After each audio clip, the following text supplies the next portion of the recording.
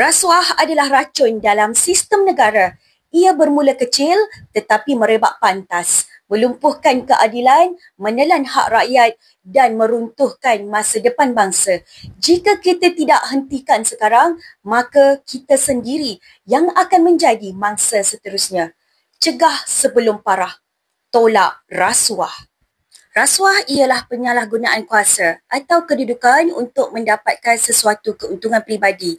Ia melibatkan pemberian atau penerimaan wang, hadiah, layanan atau apa-apa ganjaran sebagai balasan untuk meluluskan sesuatu projek, mempercepat proses atau menutup salah laku. Rasuah bukan sahaja sekadar perbuatan salah, tetapi ia adalah pengkhianatan terhadap amanah. Rasuah bukan sekadar sogokkan kecil di balik meja. Ada satu bentuk rasuah yang jauh lebih berbahaya. Ia bergerak senyap, licik dan menghancurkan negara tanpa kita sedar. Inilah rasuah kola putih. Jenayah orang berkuasa, berjawatan dan berpengaruh. Jenayah kola putih adalah jenayah yang dilakukan oleh individu yang berpendidikan, berjawatan tinggi atau mempunyai kuasa dalam organisasi.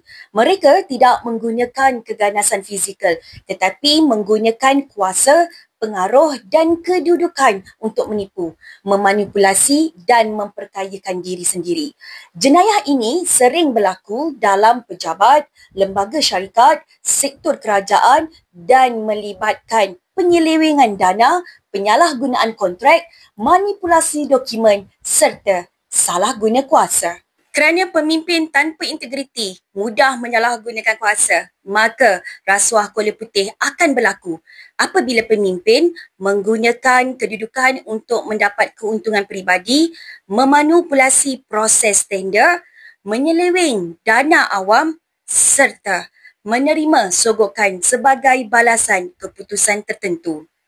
Tanpa integriti, kuasa yang diberi untuk berkhidmat kepada rakyat bertukar menjadi alat untuk memperkayakan diri sendiri. Integriti seorang pemimpin menentukan arah sebuah organisasi, sebuah institusi dan sebuah negara. Tanpa integriti, keputusan boleh dibeli, kuasa boleh disalahgunakan dan masa depan rakyat boleh digadai demi keuntungan peribadi. Antara kesan jika pemimpin tidak mempunyai integriti. Yang pertama, berlakunya rasuah dan salah guna kuasa. Yang kedua, kehilangan kepercayaan rakyat. Yang ketiga, ekonomi dan pembangunan negara kita terjejas. Yang keempat, institusi menjadi lemah dan tidak berfungsi. Seterusnya, ketidakadilan kepada rakyat. Dan yang terakhir, mewujudkan budaya normalisasi rasuah. Jika kita sayangkan negara kita, laporkan salah laku kepada SPRM. Sokong pemimpin yang berintegriti. Jangan normalisasikan pemberian duit kopi. Jangan takut untuk bersuara demi kebenaran. Ingat, rasuah kola putih senyap tetapi memusnahkan negara. Tolak rasuah, bela integriti, bertindak sebelum parah.